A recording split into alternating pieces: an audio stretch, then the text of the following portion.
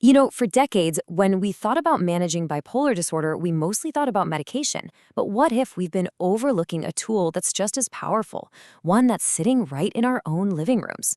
Today, we're going to dive into a huge review of 30 years of research on a treatment called family focused therapy, or FFT for short. So that leads us to this really big question. What if the key to managing bipolar disorder isn't just about getting the right prescription, but about having the right conversations?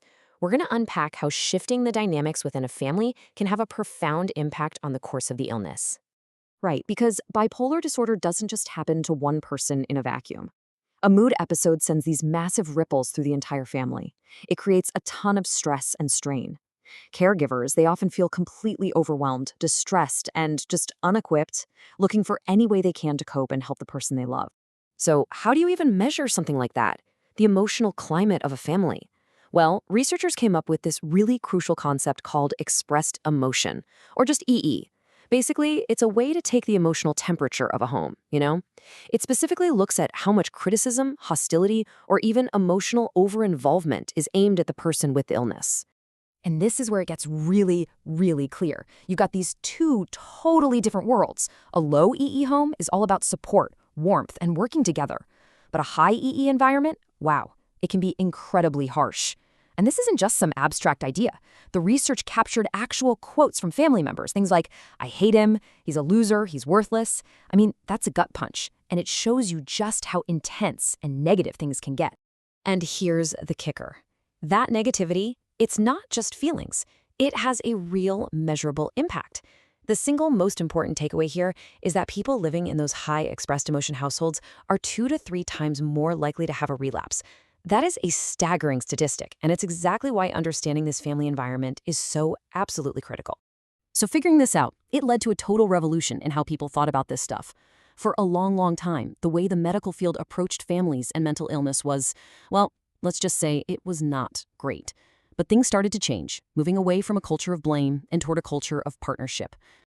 And you can really see this shift on a timeline. Back in the 60s and 70s, you had these incredibly damaging theories like the schizophrenogenic mother, this idea that a cold, rejecting mom could literally cause schizophrenia. It put all the blame squarely on the parents. But then, by the mid-80s, things really started to change. New findings in biology helped reframe the entire conversation. Suddenly, families weren't the cause. They were distressed allies. And that simple change paved the way for the kind of partnership we aim for today. And what came out of this brand new partnership model? Well, it was a practical, skills-based solution, family-focused therapy. This wasn't about pointing fingers anymore. It was about giving families the actual tools they needed to build resilience together. So what is it exactly? Put simply, FFT is a therapy that's backed by a ton of evidence. It's for both patients and their caregivers, and, this is key, it's used alongside medication. It's not a replacement for medicine. Think of it as a powerful booster pack. The therapy itself is actually broken down into 3 core, really learnable parts. First up is psychoeducation. That's just about getting everyone on the same page. What is this illness? What are the symptoms? How does stress play a role? Then you move to communication enhancement. This is where families learn real skills, like how to actually listen to each other. And finally, there's problem solving, where they learn to tackle conflicts as a team instead of against each other. Endless quote, wow, it just perfectly captures the whole philosophy. The therapist actually says to the patient, "We will be counting on you to share your experiences and educate us." This completely flips the script. It makes the patient the expert on their own life, which totally reverses that old dynamic of blame. It's incredibly empowering. And the goals here, they're super practical. It's all about long-term stability. It's about accepting the illness and the need for medication and learning that crucial skill of separating the person you love from their disorder.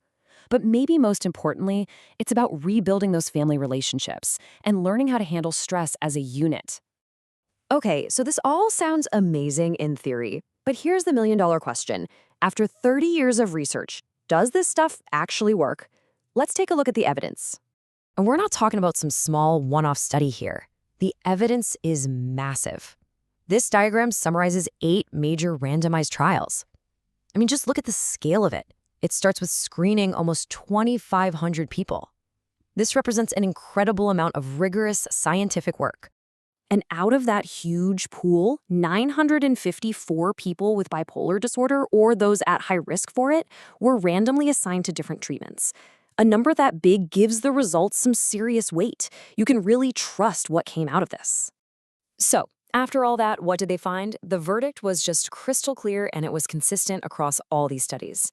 When you combine family-focused therapy with medication, patients get better faster, they have fewer relapses, and their symptoms are less severe overall. It just works. And it's not just something that works in one country either. This holds up around the world. Take this randomized trial in Egypt, for example.